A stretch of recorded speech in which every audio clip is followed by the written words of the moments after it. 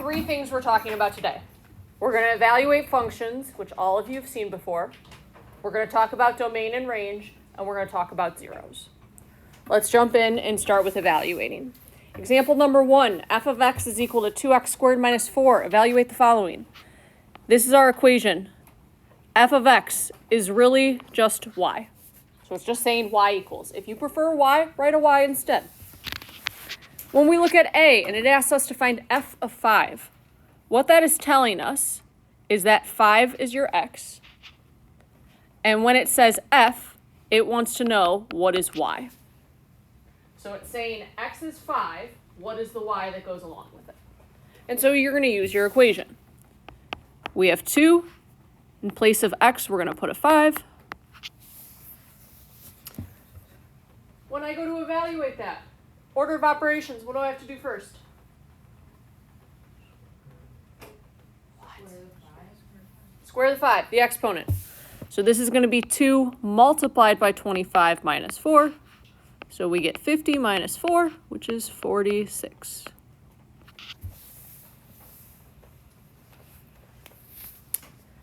Okay, so then B, f of negative 2. Again, this is saying negative 2 is the x, and we want to know what is the y that corresponds to that x. So when x is negative 2, what is the y? Use your equation. Make sure you put parentheses. We've talked about that a few times. Because then we see negative 2 squared is positive 4. So we end up with 8 subtract 4, which is 4.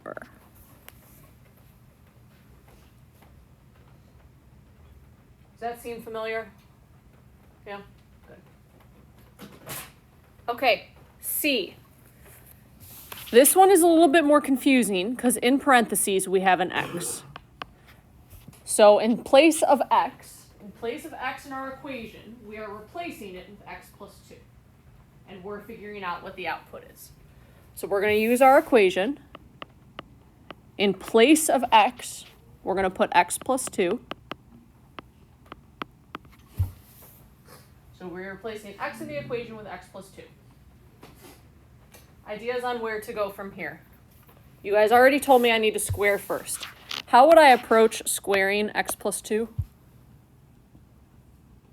Write it twice. Yeah, write it twice. I'm going to do it off to the side. So this is x plus 2 multiplied by x plus 2. So you can FOIL, you can draw the arcs, you can do a box, whatever you prefer. We get x squared, add 2x plus 4, which simplifies to x squared, add 4x, add 4. Okay, please remember you're not done with the problem. That is only x plus 2 squared. We still have to deal with the 2 and with the 4. So going back, we get 2 times the quantity x squared plus 4x, add 4, minus 4. Distributing our 2 gives us 2x squared, add 8x, add 8. And then lastly, don't forget that minus 4 at the end. So our final answer ends up being 2x squared, add 8x, add 4. So when our input is x plus 2, this is the output that corresponds. You should have ended up with an x in your answer. If x is in the input, x is going to be in the answer, or the output. That is basic evaluating. Charlotte? Yes. Questions before we look at evaluating with piecewise functions? Okay, evaluating with piecewise functions. Looking at example 2. In a piecewise function, you have a function that has more than one part. Sometimes it'll have 2, 3, 4, however many parts you want it to have. This one has 2 parts, and you choose the part based on the value of x. If x is between negative 4 and 0, we choose the first equation. If x is between 0 and 6, we choose the second equation. So we are still evaluating. If we look at f of 2, our x is 2, so we need to plug 2 in. What I don't want you to do is plug 2 into both equations. It's going to go into one or the other. It goes into one of these two. And how do we decide? We look at the x values over here.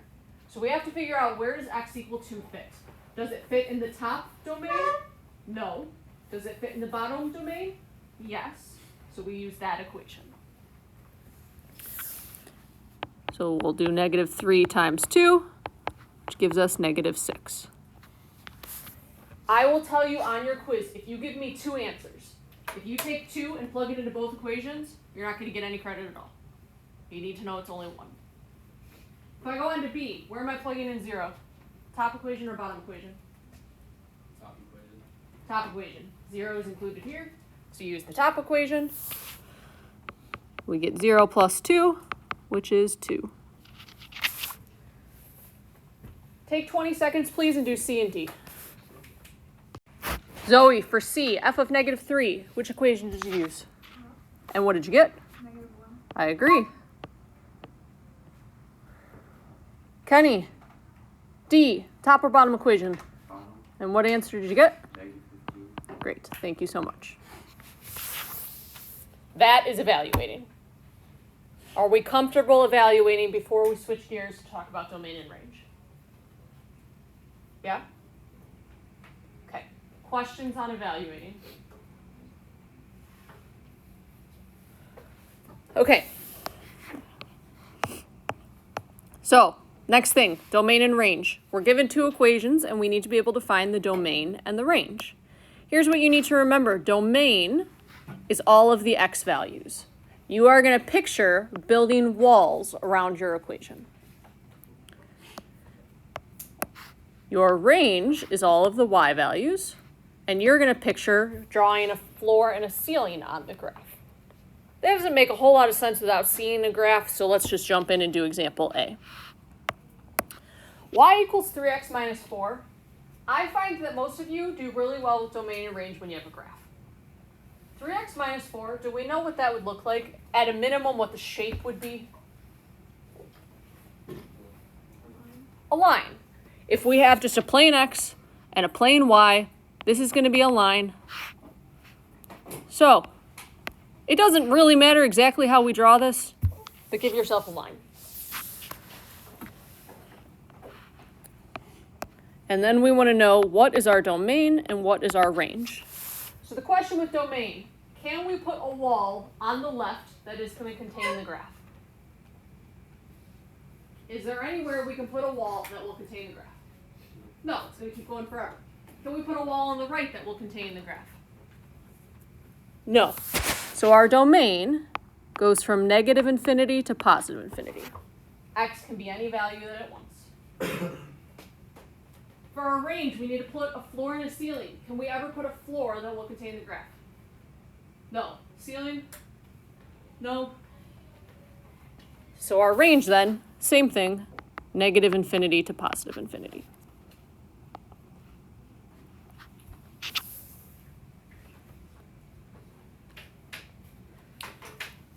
Okay, for B, this one's a little trickier.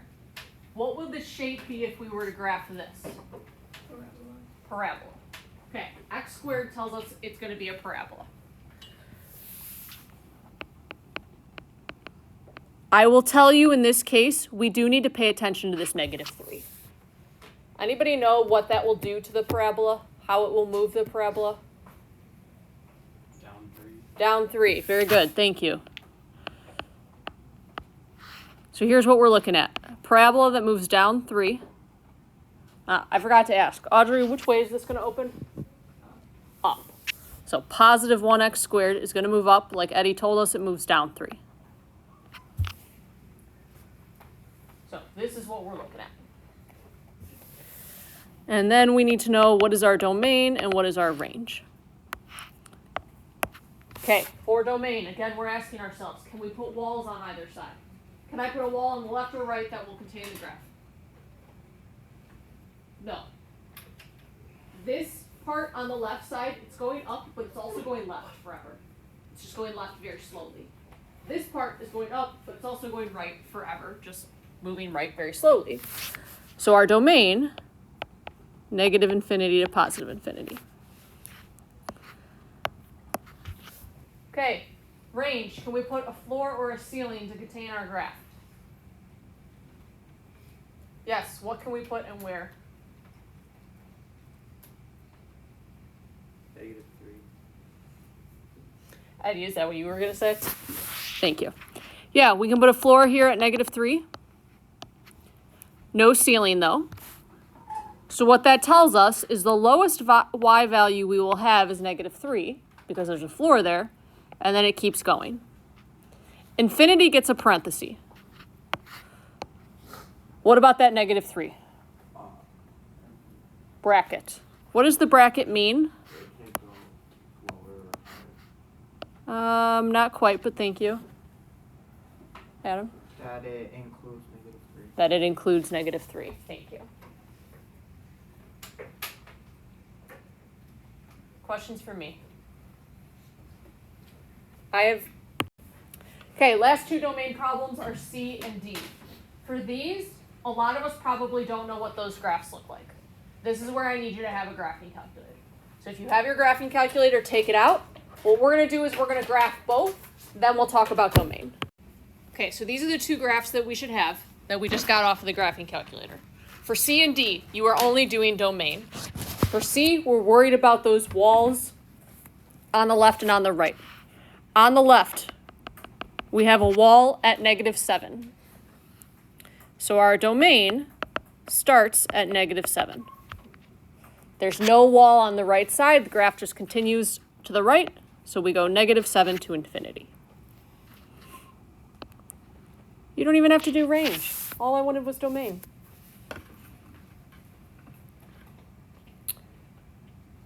Okay, for D, anyone want to try writing the domain for D? Ready? Parentheses, -infinity, -1, parentheses 5, -infinity, or 5 infinity. What do we think? So -infinity and -1 is these x values. 5 to infinity is these x values. I think you mean 4, because that's where we're at is 4. Just my graph is pretty poor. So that's a 4. Does that cover all of the x values in our graph? Owen, what are we missing? Middle.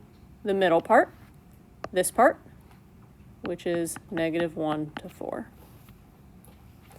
I will tell you, on the final at least, I don't care what format you put it in, what format you put your answer in. Interval notation for this answer doesn't look great. Writing it as an inequality is going to be better. What you could also write is x could be any value but -1 and 4. These two contain the same information. You need to understand how to write interval notation, but if I don't tell you, then I don't care the format you use.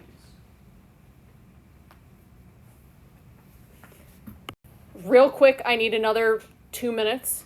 Some of you don't have a graphing calculator. That doesn't mean you can't do these problems.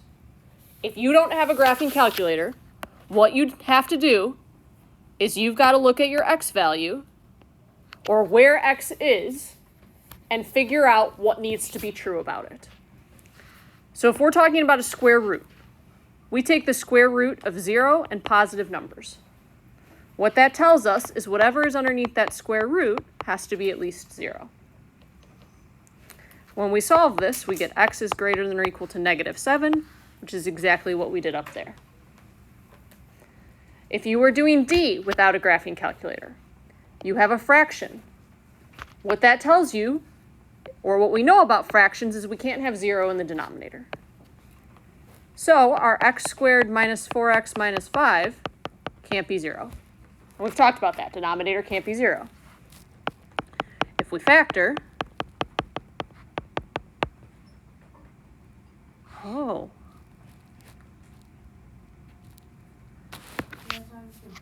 Yeah, Eddie, were you going to tell me I was wrong? That it should have been 5? I thought about it. 9.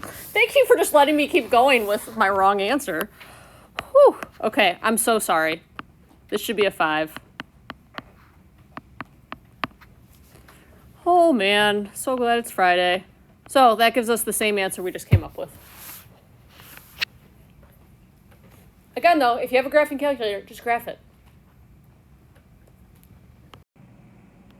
Equations. If you are just in the normal mode of your calculator, to graph you're going to go to y equals. I have something in here, so I'm going to clear out. If you have something in yours, clear out also. Like I said, we're going to graph both, and then we'll talk about domain.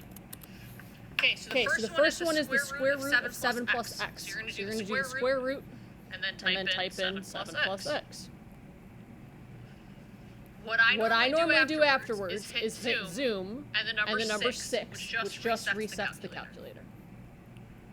So this is what the graph of 7 plus x, square root of 7 plus x looks like. In your notes right now, can you draw a little sketch of this? It's important that this is at negative 7. So on the sketch in your notes, make sure this is at negative 7. And then when the graph goes right, there really is an arrow here at the end. It's just not drawn. So there is an arrow here, there's no arrow there. So draw this sketch real quick, please.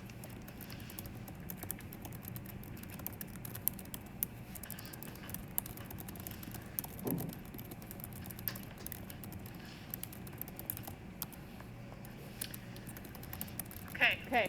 We will talk about domain of that in a minute. This next one is going to be trickier to graph. I want us to graph D.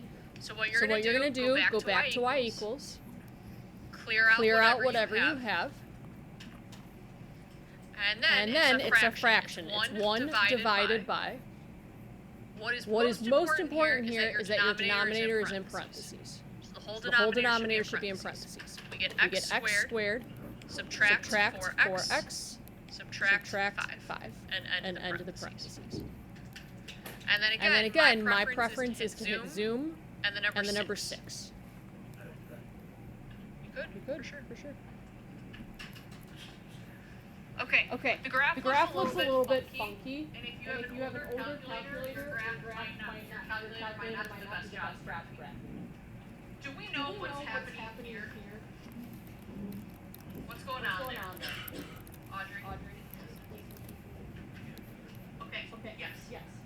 So right here on the graph, our graph is approaching negative 1, but it doesn't actually hit negative 1. Over here, the same thing happens. The calculator just doesn't have good enough graphics to fill out the rest of the graph. So this really goes down, and this goes up. At 4. Sketch yourself this graph on your notes real quick. Sketch yourself this graph on your notes, please.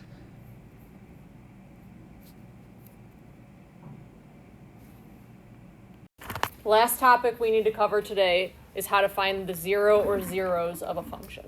These are the last 3 examples we are doing. Here's what I need you to know. When we say 0 of a function, we mean that the output, so y is 0. That's all that it means. The output is 0, find the input. So in example A, when I say find the zeros of the function, make the output 0. And then you're solving for x. So we move the 6 over, giving us x equals 2. So we say that there is a 0 at x equal 2. Anybody know the other term for a 0 that has the same meaning? There's a few different ones. X-intercept. So if you can write these down.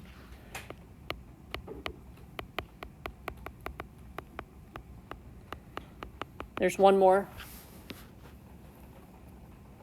Starts with an R. It's 4 letters. Yes, it is. No? Okay. The other one is root. So if you are asked to find a 0, an x-intercept, or a root, you're looking for the same quantity. Here is the only difference.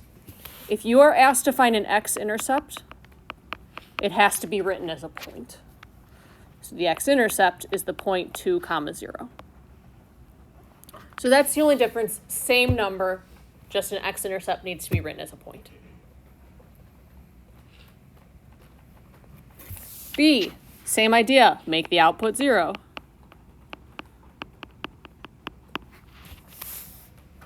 Alexia, how many answers am I going to get for x here? 2. How do we know? Because it's squared, x squared. Zoe, if I go to factor this, I'm looking for two numbers that do what? Add to -8 and multiply to 15. Great. And Zoe, what are those two numbers? 5 and, -5. Yeah, -5 and -3. Good. -5 and -3. So we get x equals 5 and x equals 3. Those are the zeros. And remember, we were supposed to get 2 zeros like Alexia told us. Again, if I were to ask you for the intercepts, same numbers, just make sure you write them as points.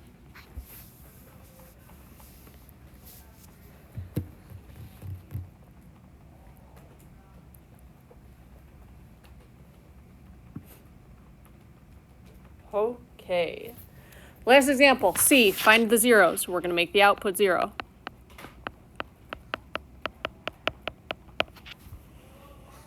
Again, we're going to get 2 answers because of the x squared. Rachel, in this case, I'm looking for two numbers that do what?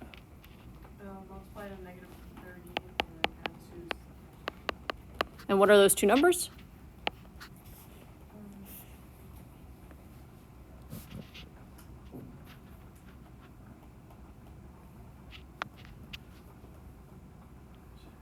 Phone a friend. 10 and -3. Okay, Rachel, I got one more question for you. The 10 and -3, does that mean I can jump to x plus 10, x minus 3? No, you gotta write out Yeah, we got to write it out. Remember, if we multiply this out, we're not going to get a 2x squared. We'll get an x squared. So a lot of times you all come up with the right numbers, but then we don't necessarily use them right. So this splits to 10x and -3x. Bring down the -15. Bring down the 2x squared. If I were grading your work right now, what would I not be the biggest fan of? Liam? You didn't put the 0. Yeah, please make sure you bring down that equal 0. Okay, Diana, what is going to be my GCF on the left side? 2x. 2x. Diana, do you mind doing the GCF on the right side also, please? -3. Thank you. Adam, how do I know I'm on the right track? The inside parentheses is the same. Very good. Inside parentheses are the same. So x plus 5 is one factor, and 2x minus 3 is another. So our zeros then are 3/2 and -5.